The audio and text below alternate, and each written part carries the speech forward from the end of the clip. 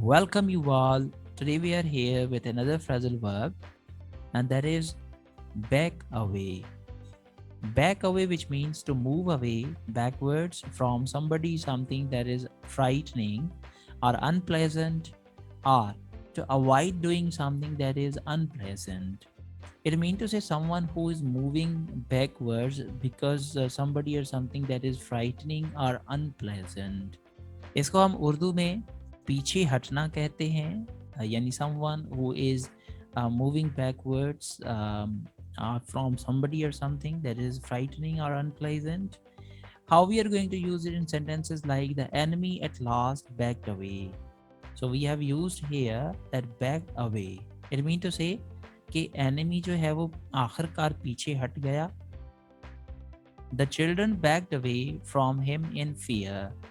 Once again, we have used here backed away. So here, how we are going to use this phrasal verb into sentences, or what does it mean? This is all about back away.